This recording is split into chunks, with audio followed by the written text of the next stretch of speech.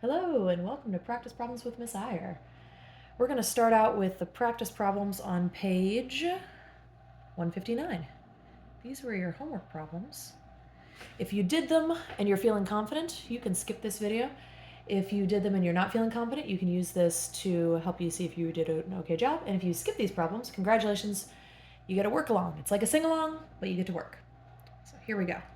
Question number 1 says rubidium has two common isotopes, rubidium 85 and rubidium 87. How many protons and neutrons are in an atom of each isotope?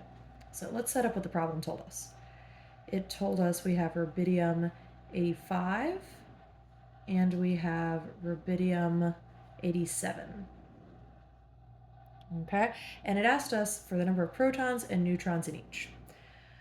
The number of protons should be easy if we know the name of the element. So we're going to go over to our periodic table, we're going to find Rb, and we see that the atomic number of Rb is 37. That means rubidium, 85 and 87, both have 37 protons. Congratulations. Now, the number of neutrons, once we know the number of protons and the mass number, is also calculatable. We're going to do 85 minus 37 equals the number of neutrons. And then 87 minus 37, once again, will equal the number of neutrons. So 87 minus 37 is 50. So there's 50 neutrons in rubidium 87. And that means there are 48 neutrons in rubidium 85. And you can check that by doing 48 plus 37. Does that make 85? I don't have a calculator in front of me, but I'm pretty sure that's right. So you should feel free to check it if you like. The second problem builds on this problem, and it says if the abundance of rubidium 85 is 72.17% and the abundance of rubidium 87 is 27.83%, what is the average atomic mass of rubidium? Okay, so we know a couple of things. We know rubidium 85 has a mass number of 85, so let's do this again. Rubidium 85 and rubidium 87. Sometimes they'll give you more specific mass numbers, or more specific atomic weights than just the mass number, but if they don't give you a specific atomic weight, you're welcome to use the mass number. So we're going to say that rubidium 85 weighs 85 AMUs, and we're told that the abundance of it is 72.17%. So we're going to do times 72.17 over 100. And we're going to do 87 times, let's see, the abundance of rubidium 87 is 27.83%. Now, instead of doing this fraction, we can just write 0.2783. That's the same thing as 27.83 divided by 100. So either one will work. We're going to grab a calculator and do this math. I'm doing 85 times 72.17. Mother, father, I started it over. Okay, round again. 85 times, you should be doing this on your own calculator. 72.17 divided by 100. Okay, so the fraction of the weight from rubidium 85 in this is going to be 61.3445. And then we're going to do the same for the bottom one. We're going to do 87 times 0.2783. That's going to give us the fraction of the weight due to rubidium 87, and that's 27.2121. Okay? And if we add these together, we will get the average atomic weight or atomic mass of the entire sample. So we're going to do plus 61.3445, and that gives us 85.5566 AMUs. Okay. Excellent. And again, that's an estimate. We used AMUs to calculate this, so it's in AMUs, but if they give you an exact number, then it would just be the unit for atomic mass. The next the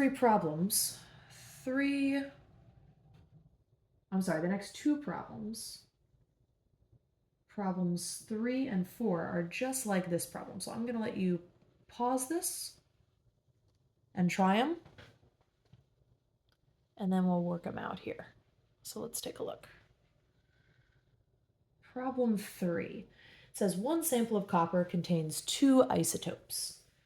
The abundance of copper 63 is 69.17%, and the abundance of copper 65 is 30.83%. Okay?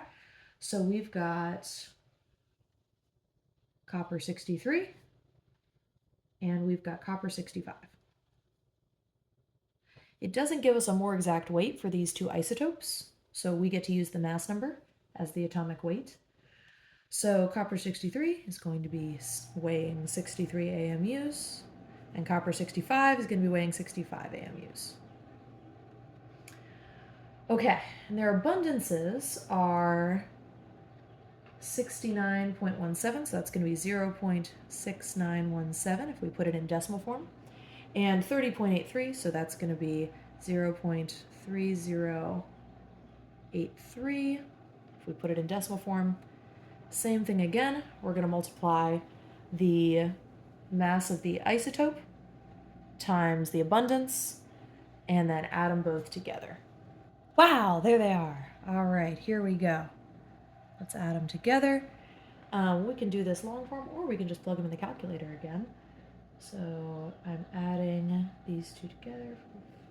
3.5771. Okay, we get 63.6166 AMUs as the atomic mass for this copper sample. Okay. All right, so magnesium is what we're looking at in number 4. And this is going to be the exact same type of problem. We're just looking at 3 different isotopes this time. So we've got magnesium 24, magnesium 26, and magnesium 25. It doesn't give us specific weights for them, so we can be sure that, or we can use the mass number. We're going to say magnesium 24 weighs 24 AMUs, magnesium 26 weighs 26 AMUs, and magnesium 25 weighs 25 AMUs. Don't ask me why they're not in the right order, they just aren't. Okay, and we're going to do the same thing this time. We're going to multiply each of them by their abundances. So we've got 0.7899, that's 78.99% abundant. We've got 11.01% abundant, so there's the decimal form of that. And we've got around 10% abundant. Okay, I'm going to let you go ahead and do the math on these and add it together. The answer is on the inside of 159. I believe in you. It's the exact same kind of problem as here, you just got 3 of them. All right, go ahead and pause this if you want to do that work. Check your answer. I'm going to go on to number 5. So number 5 takes a look at a sample of boron, and this problem's a little bit different. It tells you that we know one of the isotopes is boron 11, but the other isotope is a mystery. Okay, well that's a little tricky. We know that boron 11, we're going to assume it weighs 11 AMUs because it doesn't tell us otherwise, and it says it is 80.3% abundant. Okay, if we put that in decimal form, it's 0.803. All right, so far so good. And it tells us the average atomic mass of the sample. So once we add them all together, we know the average atomic mass is going to be 10.81 AMUs. Okay, good. But then it asks us for the mass number of the other isotope. Okay, so we've got 2 pieces of information missing here. We don't know its mass number, and we don't know its abundance. Somehow we have to get here. Okay, well, the sample only contains 2 isotopes.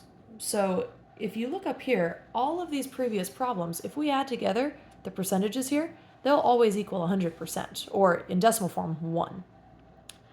So we can actually figure out the percentage of the other isotope by doing 1, which is 100%, minus 0.803.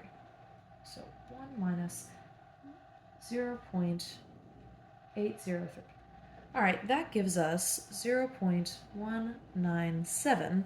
So the other isotope is 19.7% abundant in that sample. All right, that's great because now all we've got left is X, and we're going to solve for X. So this actually becomes an algebra problem. It's going to be 11 times 0.803 plus X times 0.197, and we know that those together equal 10.81. So before we even solve this problem, we can take a pretty good guess at the other atomic mass. Let's see how this is 10.81. It's pretty close to 11. The other isotope must be below 11, so it brings down that average. My bet is that the other isotope is boron 10. So we've got two things here. We could solve for X and get it by itself, and it would probably be 10, or we could plug in 10 and see how well that works. I'm going to solve for it, but you're welcome to do the guess and check method. The only issue is it can take a little bit longer. So here we go. Let's solve for X. So when we do 11 times 0.803,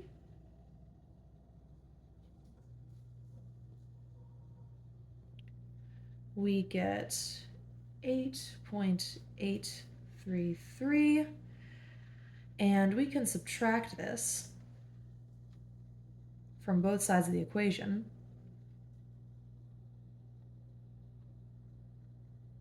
Okay, and that's going to give us X times 0.197 is equal to 10.81 minus 8.833, and that number is 1.977.